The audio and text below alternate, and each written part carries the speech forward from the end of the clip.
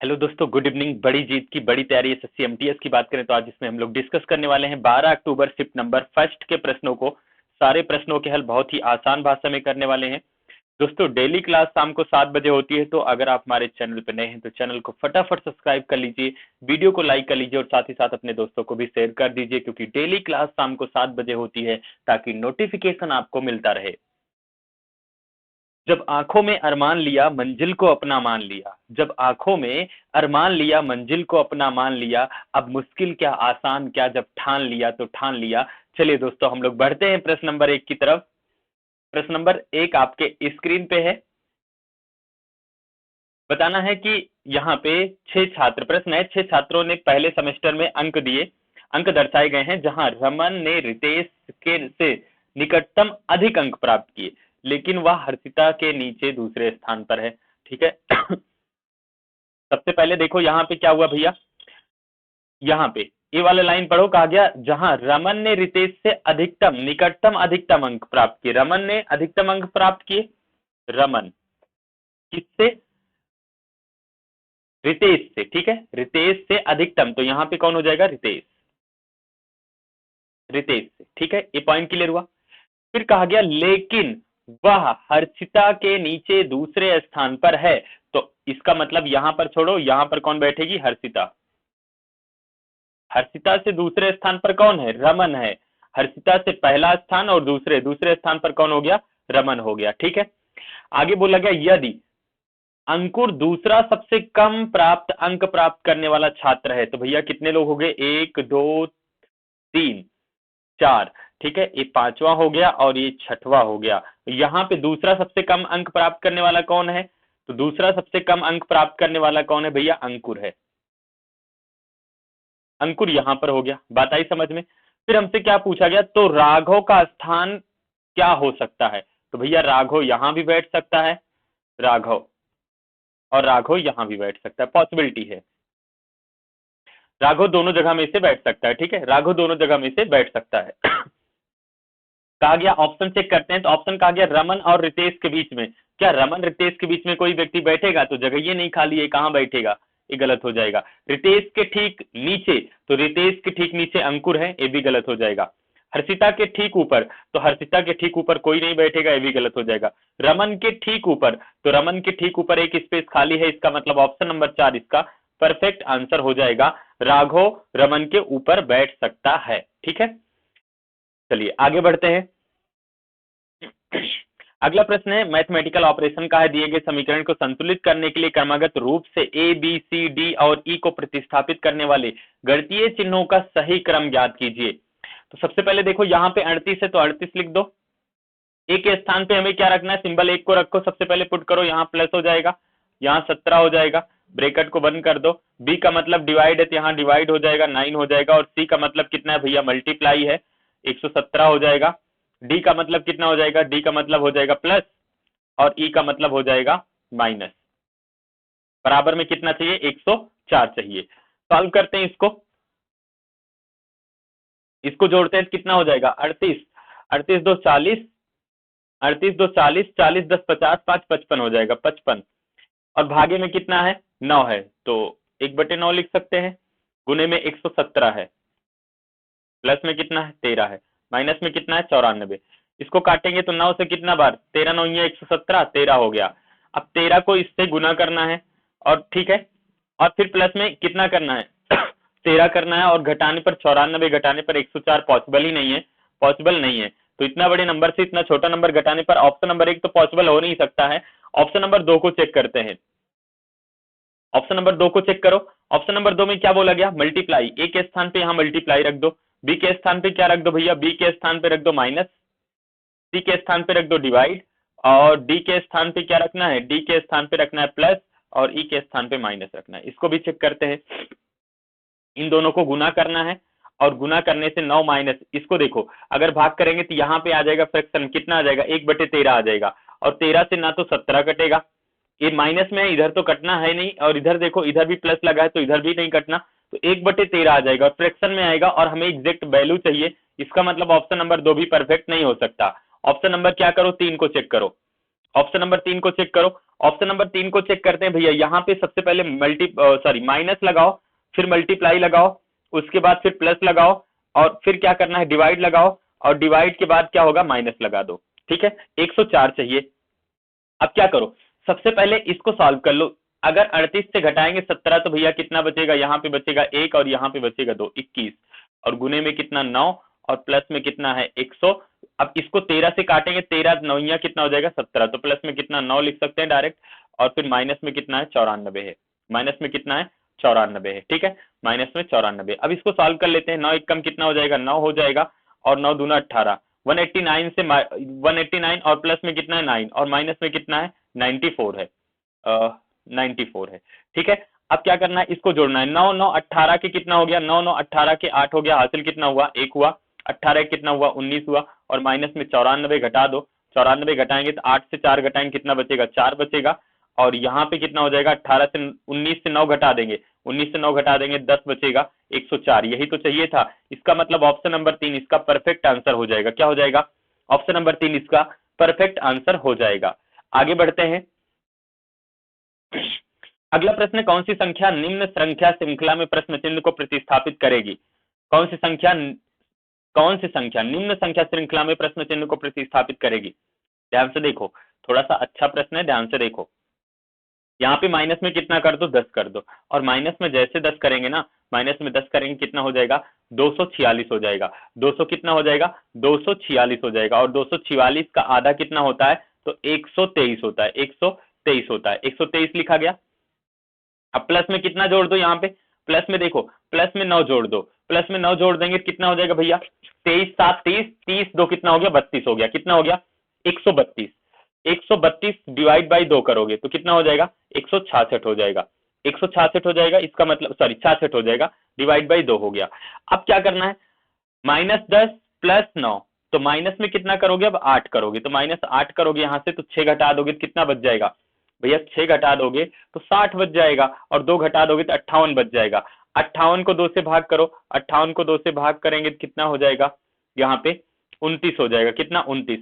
इसका मतलब -8 divide by 2 करेंगे 29। इसका परफेक्ट आंसर हो जाएगा ऑप्शन नंबर 3। ऑप्शन नंबर 3 इसका परफेक्ट आंसर हो जाएगा। आगे बढ़ते हैं। अगला प्रश्न आपके सामने, उस विकल्प का चयन कीजिए जो तीसरे शब्द से उसी प्रकार संबंधित है जिस प्रकार दूसरा शब्द पहले शब्द से संबंधित है। लावक, क्या है, लावक किसान। जिस प्रकार, लावक मतलब कटाई, इसका मतलब जिस प्रकार फसलों की कटाई कौन करता है, किसान। तो निहाई कौन करेगा, तो जो लोहे की निहाई कौन करेगा, लुहार करेगा। निहाई कौन करता है, लुहार करता है। तो ऑप्शन नंबर क्या हो जाएगा 4 इसका परफेक्ट आंसर हो जाएगा। निहाई कौन करेगा, लुहार। लावक यानी कि कटाई कौन करेगा फसलों की, तो फसलों की कटाई कौन करता है, किसान करता है। और इसी प्रकार लोहे की लुहाई जो होगा, निहाई जो होगा कौन करेगा, लोहार करेगा। ऑप्शन नंबर 4 इसका परफेक्ट आंसर हो जाएगा। आगे बढ़ते हैं। कहा 7 व्यक्ति हैं ABCD षष्ट भुजाकार मेज के चारों ओर केंद्र की ओर मुख करके बैठे हैं। अब ये षष्ट भुजा ना बना पाओ तो एक वृत्त बना लो। क्या बना लो, वृत्त बना लो। 1 2 3 4, फिर 5 6 और 7 यहाँ बैठ गए। ठीक है, क्या बोला गया, कहा गया D, A के दाएं दूसरे स्थान पर है, और कहा गया B, F के दाएं दूसरे स्थान पर। B कहाँ है, F के दाएं ओर, तो F यहाँ हो जाएगा, F के दाएं ओर 1 2, यहाँ B हो गया। और जैसे B बैठा, कहा गया जो A के दाएं दूसरे स्थान पर है, जो मतलब F कहाँ है, A के दाएं दूसरे स्थान पर, तो A कहाँ होगा, F कहाँ होगा, A के दाएं दूसरे स्थान पर, A के दाएं, एक मिनट, जो A के निकटतम दाएं है, इसका मतलब F कहाँ है भैया, A के निकटतम दाईं ओर। तो A के निकटतम दाईं ओर कौन हो गया, दूसरे स्थान पर नहीं। कहा गया जो A के निकटतम दाईं ओर है, इसका मतलब F जो होगा A के निकटतम दाईं ओर होगा। A जैसे बैठा, इस वाले लाइन को इम्प्लिसिट कर लो। D, A के दाएं दूसरे स्थान पर है। D कहाँ है, A के दाएं, ठीक है, A के दाएं दूसरे स्थान पर, तो 1 2, A के दाईं ओर दूसरे स्थान कौन हो गया, D हो गया। ठीक है, इतनी बातें आई समझ में। एक लाइन और है भैया, यहाँ कहा गया C, A के बाएं दूसरे स्थान पर, तो A के बाएं 1 2 दूसरे स्थान पर कौन हो गया, C हो गया। आगे बोला गया G और C एक दूसरे के बगल हैं। ठीक है, एक दूसरे के बगल में बैठे हैं, और अभी कौन बचा है, G भी तो बचा है ना, G। तो यहाँ पे अगर G बैठेगा तो यहाँ पे कौन बैठ जाएगा, E बैठ जाएगा। लेकिन यहाँ पर अगर E बैठेगा तो यहाँ पे कौन बैठेगा, G बैठेगा। जी पॉसिबिलिटी है, जी ई में हमें इनका प्लेस नहीं पता है, लेकिन एक जगह पर जी बैठेगा तो एक जगह पर ई बैठेगा, पॉसिबिलिटी है। आगे चेक करो, कहा गया तो ई का बैठने का स्थान, ई का बैठने का स्थान कहा गया एफ के निकटतम बाईं ओर। क्या एफ के बाईं ओर है? तो एफ के बाईं ओर तो ए है, इसका मतलब ऑप्शन नंबर 1 सही नहीं होगा। बी के निकटतम बाएं, तो बी के निकटतम बाईं ओर कौन है? तो बी के बाईं ओर तो डी है, ये भी गलत हो जाएगा। ए के निकटतम दाईं ओर, तो ए के निकटतम दाईं ओर एफ है, ये भी गलत हो जाएगा। सी के निकटतम दाएं, तो सी के निकटतम, अगर सी यहां फेस है तो दाईं ओर ई बैठ सकता है? नहीं बैठ सकता, बिल्कुल बैठ सकता है। ऑप्शन नंबर 4 इसका परफेक्ट आंसर हो जाएगा। ऑप्शन नंबर 4 इसका परफेक्ट आंसर हो जाएगा। ठीक है, आगे बढ़ते हैं। अगला प्रश्न है, दो कथन और उसके बाद एक और दो से अंकित दो निष्कर्ष दिए गए हैं। दिए गए कथनों को सत्य मानते हुए भले ही वह ज्ञात तथ्यों से भिन्न या अलग प्रतीत होते हैं, तथ्य की तय कीजिए कि कौन सा निष्कर्ष कथनों का तार्किक रूप से अनुसरण करता है। ठीक है, अब यहाँ पे ध्यान से देखो, कथन क्या है? सभी मशीन उपकरण है। पहला कथन क्या है भैया? पॉजिटिव। दूसरा क्या है? निगेटिव है। अब यहाँ पे देखो, कहा गया कोई मशीन कंप्यूटर नहीं है। मशीन यहाँ पे है, कंप्यूटर यहाँ पे है, इसका मतलब पहले दूसरे को जोड़ना होगा। जब पहले दूसरे को जोड़ेंगे तो रिजल्ट हमेशा क्या बनेगा? निगेटिव बनेगा। क्या बनेगा? निगेटिव बनेगा। इतनी बातें आई समझ में? निगेटिव बनेगा। अब निगेटिव तो है, लेकिन क्या इसको जोड़ सकते हैं? तो जोड़ने के लिए एक शब्द कॉमन चाहिए, उपकरण मिल गया। किसी एक के सामने ऑल या नो का होना जरूरी है, इसके सामने नो मिल गया, एक कनेक्ट हो जाएगा। तो क्या पढ़ेंगे? कोई मशीन कंप्यूटर नहीं है और कोई कंप्यूटर मशीन नहीं है, दोनों पढ़ सकते हैं। कोई कंप्यूटर मशीन नहीं है, बिल्कुल सही हो गया। आगे कहा गया कुछ कंप्यूटर उपकरण है। भैया कंप्यूटर यहाँ है, उपकरण यहाँ है, अगर इसको पढ़ेंगे तो निगेटिव बनेगा, पॉजिटिव बनेगा नहीं। Only first implicit, only first implicit, इसका तो ऑप्शन में गलत है। क्या हो जाएगा? ओनली फर्स्ट इम्प्लीसिट होगा, केवल निष्कर्ष एक अनुसरण करेगा। ठीक है, चलिए आगे बढ़ते हैं। अगला प्रश्न है कथन और अगला प्रश्न है आपका कोडिंग डिकोडिंग का। एक कोड प्रणाली में OPULENT को कोड किया गया 84, इसी प्रकार लर्नर को कोड किया गया है 1114 में। तो आपको फिजिक्स की कोडिंग बतानी है। ध्यान से देखो, इसमें क्या लॉजिक लगा है? अपोजिट लेटर लिख दो। ओ का अपोजिट लेटर क्या होगा? एल। ओ का एल होगा, टी का के होगा, यू का क्या होगा? एफ होगा, एल का ओ होगा, ई का वी होगा, एन का एम होगा, टी का जी होगा। अब क्या करना है? इनके प्लेस वैल्यू को जोड़ दो। तो यहाँ पे हो जाएगा 12 प्लस 11 प्लस 6 प्लस में 15 और प्लस में 22, ठीक है, प्लस में 13 और प्लस में 7। 13 7 20 हो गया, ठीक है। और 12 6 18 और 18 और 22 मिलके कितना हो गया? 18 22 मिलके कितना हो गया भैया? 40 हो गया। 40 और 20 कितना हो गया? जुड़ के 60 हो गया। 60 हो गया। और 15 और यहाँ पे कितना हो गया? 16। 15 16 कितना? 15 1 16, 16 10 26। इनको जोड़ने पर कितना हुआ? 26 हुआ। 26 और 60 कितना हुआ? 86 हुआ। 86 माइनस 2 कर देंगे कितना हो जाएगा? 84। यानी कि अपोजिट लेटर का सम माइनस 2। तो यहाँ पे देखो अपोजिट लेटर, पी का अपोजिट लेटर के होगा ना, और एच का क्या होगा? एस होगा। वाई का क्या होगा? बी होगा। और एस का क्या होगा? एच होगा। आई का क्या होगा? आर होगा। सी का एक्स होगा। एस का क्या होगा? एच होगा। अब यहां देखो इसके प्लेस वैल्यू जोड़ो। 11 प्लस में 19 प्लस में 2 प्लस में 8 प्लस में 18 प्लस में 24 और प्लस में 8, जोड़ो इनको। देखो यहाँ पे 8 2 कितना हो गया? 10 हो गया, ठीक है। 8 2 10 हो गया और 19 11 कितना हो गया? 19 1 20 10 30, 30 10 40, तो यहां तक हो चुका है, 40 हो चुका है। प्लस इसमें देखो 18 और यहाँ पे इसको जोड़ेंगे तो 18 2 20 6 कितना हुआ? 26। 26 और 24 कितना हो गया? 50 हो गया। 26 और 24 कितना हो गया? 26 24 50 हो गया। तो 50 से हो गया। 50 40 मिलके कितना हो गया? 90 हो गया। 90 माइनस 2 करोगे तो कितना हो जाएगा? 88 हो जाएगा। ऑप्शन कौन सा सही हो जाएगा? ऑप्शन नंबर 2 इसका परफेक्ट आंसर हो जाएगा। ऑप्शन नंबर 2 इसका क्या हो जाएगा? परफेक्ट आंसर हो जाएगा। ठीक है, चलिए आगे बढ़े। एक निश्चित कोड भाषा में यदि मटेरियल को कोड किया गया है QDXHVLDP में, तो उसी प्रकार ऑन्टोलॉजी को कोडिंग क्या होगी? ऑन्टोलॉजी की कोडिंग क्या होगी आपको बताना है। देखो ध्यान से देखो, 13 से कितना हुआ भैया? 17 हुआ। प्लस कितना हुआ होगा? तो आप कहोगे प्लस में 4 हुआ। 1 से कितना हुआ? 1 से 4 हुआ, तो प्लस में कितना हुआ? 3 हुआ। अब यहाँ 20 से 24 हुआ तो प्लस में 4 हुआ। और 5 से कितना हुआ? 8 हुआ तो प्लस में 3 हुआ। 18 से 22 हुआ, प्लस में कितना हुआ? 4 हुआ। और 9 से कितना हुआ 12 हुआ, तो प्लस में कितना हुआ 3 हुआ।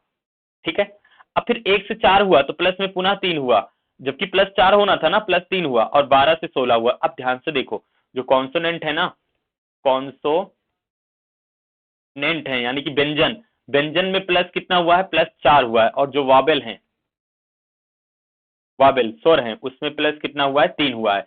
तो अब यहाँ पे देखो ये क्या है आपका स्वर है ना, तो स्वर में कितना जोड़ना है, 3 जोड़ना है, तो 15 3 18 का मतलब कितना हो जाएगा, 18 का मतलब आर हो जाएगा, तो ये वाला विकल्प तो गलत हो जाएगा।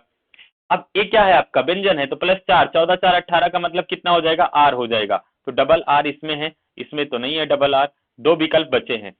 ये क्या है आपका व्यंजन है, पुनः 4 जोड़ोगे तो 20 4 24 का मतलब एक्स हो जाएगा, double R x, double R S है, ये गलत हो जाएगा। ऑप्शन नंबर 1 इसका परफेक्ट आंसर हो जाएगा। ठीक है, ऑप्शन नंबर 1 क्या हो जाएगा, परफेक्ट आंसर हो जाएगा। आगे बढ़ते हैं, अगला प्रश्न, निम्नलिखित श्रृंखला में कौन सा अक्षर समूह प्रश्न चिन्ह का स्थान लेगा। अब ध्यान से देखो, 8 2 10 2 12, तो 12 2 कितना होगा 14 का मतलब एन। ऑप्शन को ढूंढोगे तो ए वाला गलत हो जाएगा, ए भी गलत हो जाएगा, ए भी गलत हो जाएगा। ऑप्शन नंबर 1 आपका परफेक्ट आंसर हो जाएगा। क्या हो जाएगा, ऑप्शन नंबर 1 इसका परफेक्ट आंसर हो जाएगा। ठीक है, आगे बढ़ो। आगे कहा, एक अंतरराष्ट्रीय आभासी सम्मेलन में समन्वयक में ने विभिन्न क्षेत्रों जैसे क्रिप्टोग्राफी, द्रव्य गतिकी, बिग डेटा एनालिसिस, तरंगिका सिद्धांत, विभेदक समीकरण और रैखिक बीज गणित पर 6 अतिथि व्याख्यान को सोमवार से रविवार तक प्रत्येक दिन एक व्याख्यान आयोजित करने की योजना बनाई। ठीक है भैया, सोमवार से रविवार तक, हम कहेंगे यहाँ पे हो गया सोमवार, मंगलवार, बुधवार, बृहस्पतिवार, शुक्रवार, शनिवार और रविवार। ठीक है, योजना बनाई, कितने 7 दिन हो गए। फिर क्या बोला गया, तरंगिका सिद्धांत को विभेदन सिद्धांत के तुरंत बाद आयोजित किया जाना चाहिए। फिर कहा गया बिग डेटा एनालिसिस बुधवार को क्या होता है, big data analysis, short form में लिख दें केवल बिग डेटा एनालिसिस। ठीक है, बुधवार को आयोजित किया जाना है। इसके बाद रैखिक समीकरण नहीं होगा, तो रैखिक समीकरण इसके बाद नहीं होगा, रैखिक समीकरण इसके बाद नहीं होगा, यानी कि बृहस्पतिवार को रैखिक समीकरण नहीं आयोजित किया जा सकता। ठीक है, फिर कहा गया द्रव्य गतिकी का आयोजन शुक्रवार को होता है। शुक्रवार को क्या होता है, द्रव्य गतिकी का आयोजन, द्रव्य गतिकी का आयोजन, शॉर्ट फॉर्म में लिख दें, द्रव्य गतिकी का आयोजन कब होता है भैया, शुक्रवार को किया जाता है। क्रिप्टोग्राफी और रैखिक समीकरण के बीच 2 दिनों का अंतर होना चाहिए। फिर कहा गया एक दिन कोई व्याख्यान नहीं होता है, वह दिन शनिवार नहीं है। इसका मतलब एक दिन कोई व्याख्यान नहीं होगा, लेकिन वह दिन शनिवार नहीं होगा। ठीक है, फिर कहा गया और उस दिन से ठीक पहले रैखिक समीकरण, यानी कि जिस दिन छुट्टी करना उसके ठीक एक दिन पहले क्या होगा, रैखिक समीकरण, जिस दिन छुट्टी होगा उस दिन से ठीक पहले क्या होगा, रैखिक समीकरण का आयोजन किया जाएगा। तो अगर शनिवार को छुट्टी है नहीं, रविवार को यहाँ पे देखो, रविवार को छुट्टी करेंगे, उसके पहले रैखिक समीकरण का यहाँ पे करना है, तो इसका मतलब हम क्या कर सकते हैं, रैखिक समीकरण को कहाँ कर सकते हैं भैया, रैखिक समीकरण को यहाँ पे कर सकते हैं। अगर रैखिक समीकरण को यहां करते हैं तो एक दिन छुट्टी, मान लो मंगलवार को छुट्टी हो गया, छुट्टी के एक दिन पहले रैखिक समीकरण हो गया। ठीक है, छुट्टी के एक दिन पहले क्या हो गया, रैखिक समीकरण हो गया। इतनी बातें आई समझ में। बृहस्पतिवार को इधर रैखिक समीकरण होगा नहीं, हमें क्या एक पॉइंट और दिया गया है, देखो एक पॉइंट ये दिया गया है, कहा गया क्रिप्टोग्राफी और रैखिक समीकरण के बीच 2 दिनों का अंतर है। अगर रैखिक समीकरण यहाँ है तो क्रिप्टोग्राफी कहाँ होगा भैया, 1 2, यहाँ पे 2 दिन का अंतर, यहाँ पे क्या हो जाएगा, क्रिप्टोग्राफी, क्रिप्टोग्राफी यहां हो गया। बताइए समझ में।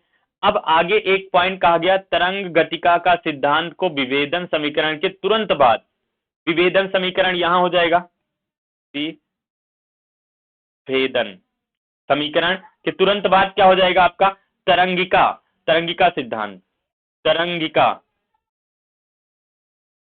तरंगिका सिद्धांत हो गया। ठीक है, अब हमसे क्या पूछा गया, कहा गया बिग डेटा एनालिसिस और तरंगिका सिद्धांत के बीच कितने दिनों का, बिग डेटा एनालिसिस यहाँ पे और तरंगिका सिद्धांत के बीच कितने दिनों का अंतर है, तो 1 2 3, 3 दिन का ऑप्शन नंबर 4 इसका परफेक्ट आंसर हो जाएगा। अच्छा प्रश्न था, ऑप्शन नंबर 4 इसका परफेक्ट आंसर हो जाएगा। आगे बढ़ते हैं।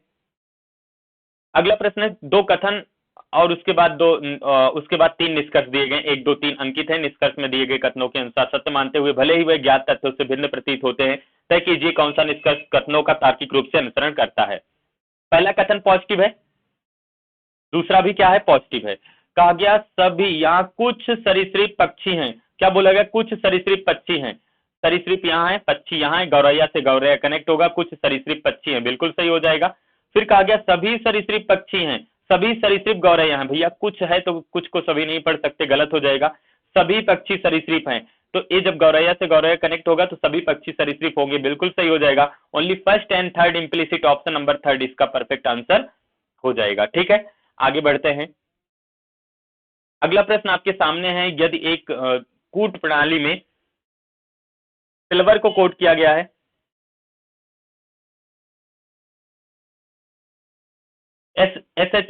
SHELVES को कोट किया गया, कितना 19195154 टाइम 2 19।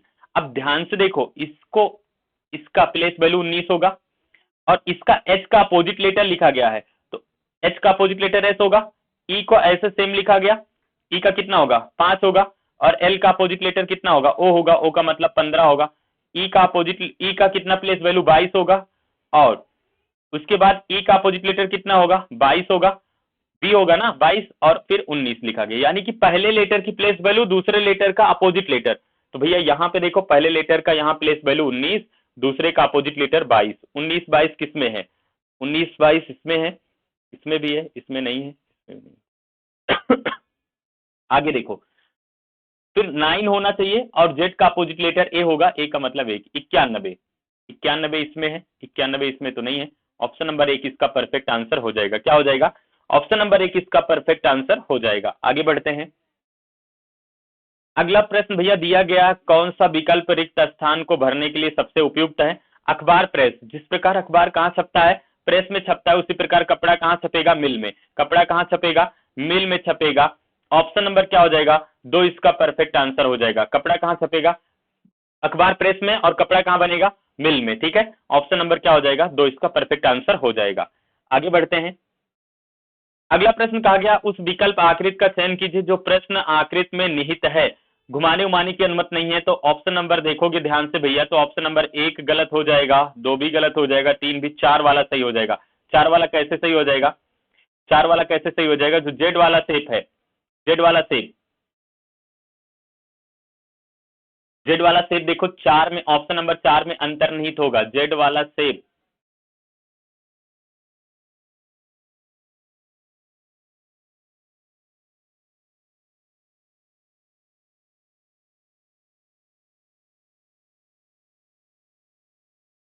अरे यहीं से कट पीट कर लो, ठीक है। ए वाला शेप, जेड वाला शेप कहाँ है, ऑप्शन नंबर 4 में अंतर्निहित होगा, तो ऑप्शन नंबर 4 इसका परफेक्ट आंसर हो जाएगा। ठीक है, आगे बढ़ते हैं। अगला प्रश्न है, उस विकल्प आकृति का चयन कीजिए जो प्रश्न आकृति के स्वरूप को पूरा करेगी। तो बताओ कौन सा विकल्प ऐसा सही होगा जो प्रश्न आकृति को क्या कर देगी, पूरा कर देगी। तो भैया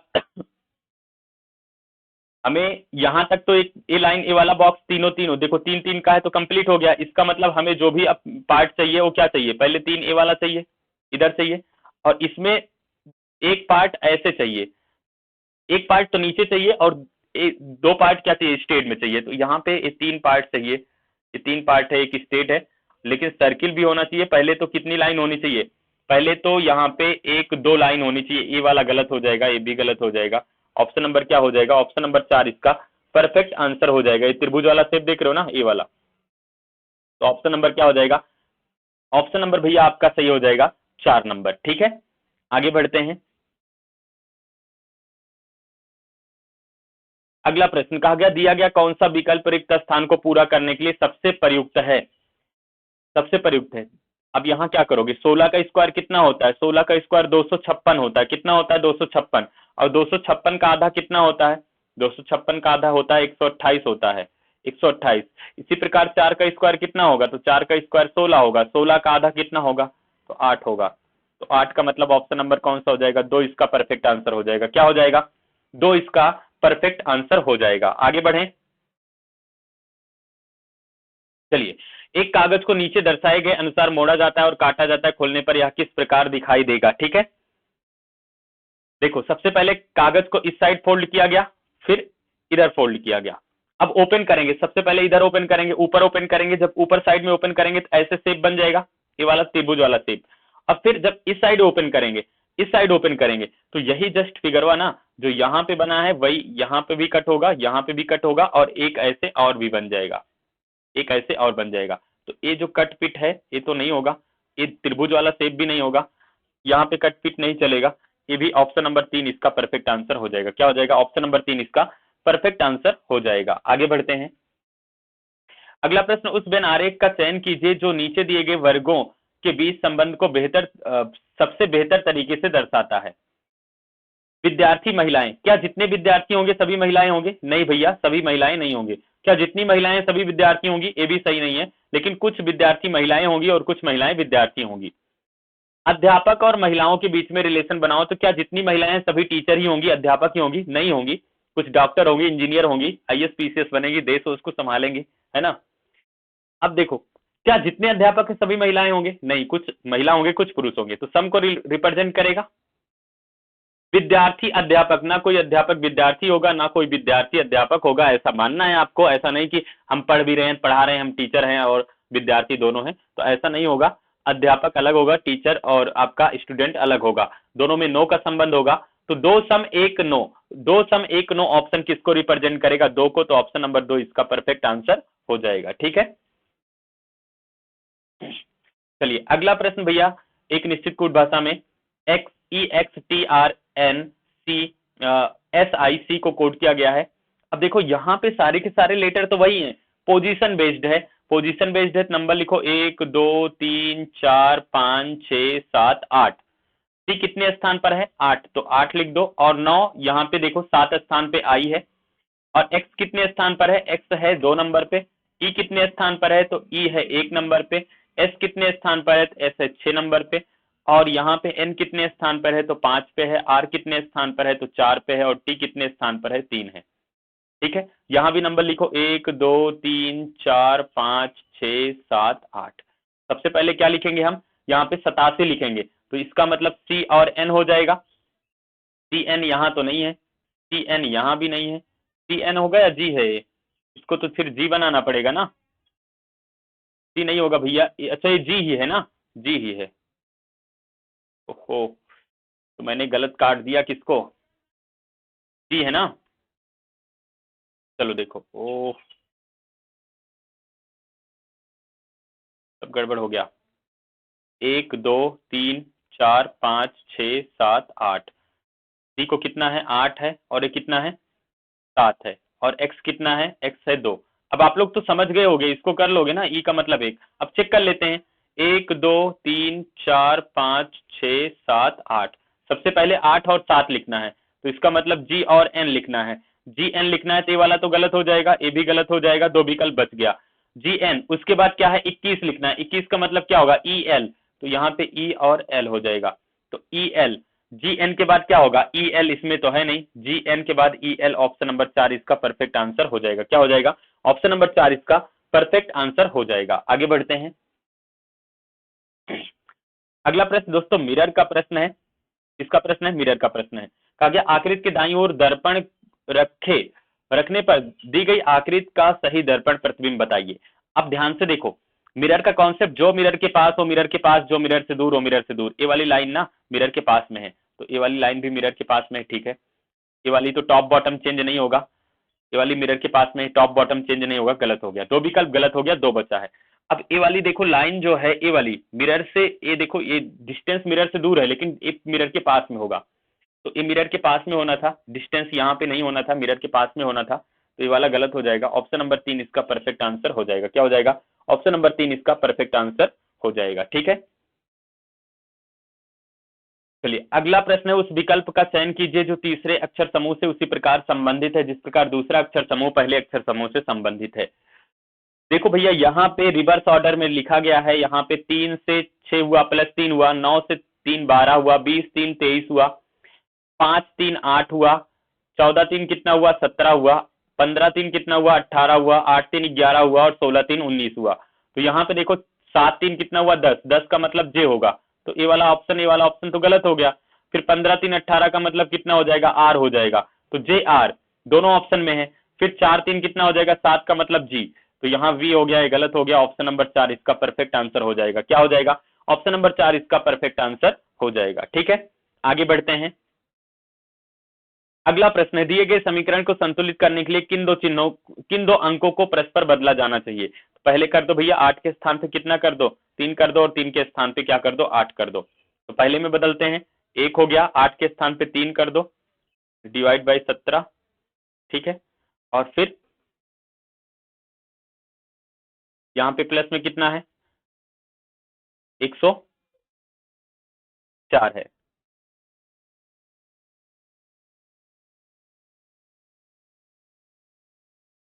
माइनस 12, और इसके स्थान पे कितना हो जाएगा? इसके स्थान पे हो जाएगा भैया कितना हो जाएगा? इसके स्थान पे 3 के स्थान पे कितना हो जाएगा 8 हो जाएगा। और फटाफट इसको सॉल्व करो, फिर कितना होगा? फटाफट इसको सॉल्व करो भैया, कितना हो जाएगा?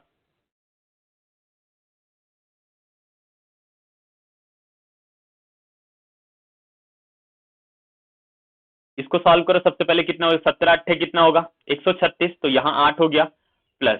ठीक है, 104 को ऐसे रहने दो, माइनस में 12 8 कितना हुआ 12 8 96। ठीक है, अब क्या करो 96 और इसको काट दो, 96 4 कितना 100, 4 8 कितना हुआ 8 हुआ, तो 8 और 8 मिलके कितना हो जाएगा 16 हो जाएगा। 16 ही तो चाहिए, तो इसका मतलब ऑप्शन नंबर 1 इसका परफेक्ट आंसर हो जाएगा। क्या हो जाएगा? ऑप्शन नंबर 1 इसका परफेक्ट आंसर हो जाएगा। अगला प्रश्न, उस विकल्प का चयन करें जिसमें संख्याएं उसी तरह संबंधित नहीं है जैसे निम्नलिखित सेट में है। ध्यान से देखो, 13 का स्क्वायर कितना होगा? 13 का स्क्वायर 169 होगा, 12 का स्क्वायर 144 होगा, 12 का स्क्वायर कितना होगा 144 होगा, 14 का स्क्वायर 196 होगा, 15 का स्क्वायर 225 होगा, 15 का स्क्वायर 225 होगा, 16 का स्क्वायर 256 होगा, 256 इस 256 हो गया 16 का स्क्वायर। ठीक है, अब ध्यान से देखो यहाँ पे, अगर इसमें से 4 माइनस कर दें, इसमें से 4 माइनस कर दें, इसमें से 4 माइनस कर दें, यानी कि स्क्वायर से 4 माइनस करने पर ये वाला नंबर प्राप्त हो रहा है कि नहीं? प्राप्त हो रहा है। इसको देखो, 13 का स्क्वायर 169, 169 से 4 माइनस करेंगे ये वाला नंबर मिलेगा। फिर 12 का स्क्वायर 144, 144 से माइनस करेंगे तो ये वाला नंबर मिलेगा। 16 का स्क्वायर कितना होगा? 14 का स्क्वायर 196 होगा, तो 14 का स्क्वायर 196 से माइनस कर देंगे 4 तो 192 हो जाएगा। इतनी बातें आई समझ में? अब देखो, इसको देखो ध्यान से, ये किसके स्क्वायर के पास में है? तो 15 का स्क्वायर 225 होगा, 15 का स्क्वायर 225 होगा, 225 से अगर 4 माइनस करेंगे तो 221 हो गया। अब 16 का स्क्वायर कितना? अब ध्यान से देखो, ए वाला 16 का स्क्वायर तो 256 होगा, लेकिन 14 का स्क्वायर 196 होगा ना, तो 196 से अगर माइनस करेंगे कितना 4 तो 192 हो जाएगा। अब यहाँ पे 16 का स्क्वायर 256 होगा, 256 से अगर हम माइनस कर दें भैया 4 तो 252 हो जाएगा। ये भी लॉजिक लगा यहाँ भी। इस पे देखो, क्या ये किसी का स्क्वायर बन रहा है? तो भैया यहाँ पे आपको पता है 15 का स्क्वायर कितना हो जाएगा 225 हो जाएगा, और 14 का स्क्वायर कितना होगा 196 होगा। 196 से 4 माइनस करेंगे 92 होगा नहीं, ये वाला गलत हो जाएगा। ये 13 का स्क्वायर के पास में है, 13 का स्क्वायर 169 होगा, 169 सॉरी क्या होगा 169 होगा, 169 से अगर 4 माइनस करेंगे 165 होगा। ठीक है, इसी प्रकार 121, 11 का स्क्वायर माइनस 4 करेंगे 117, और यहाँ पे आपका 15 का स्क्वायर 225 होगा, 225 से माइनस करेंगे 4 तो 221 हो जाएगा। यानी कि सबसे अलग क्या हुआ 3, और 3 जो अलग होगा वही तो आंसर होगा, तो ऑप्शन नंबर 3 इसका परफेक्ट आंसर हो जाएगा। ठीक है, तो यहाँ पे दोस्तों हम लोग 25 प्रश्नों को डिस्कस किए जो कि बहुत ही इंपॉर्टेंट और मजेदार थे। उम्मीद है आपको सोल्यूशन समझ आया होगा। दोस्तों डेली क्लास शाम को 7 बजे होती है। अगर आप हमारे चैनल पर नए हैं तो चैनल को फटाफट सब्सक्राइब कर लीजिए, वीडियो को लाइक कर लीजिए, और साथ ही साथ अपने दोस्तों को भी शेयर कर दीजिए। ठीक है, अब आज की क्लास यहीं तक, कल पुनः मिलेंगे शाम को 7 बजे। तब तक के लिए हंसते रहिए, मुस्कुराते रहिए। Take care, bye bye, good night.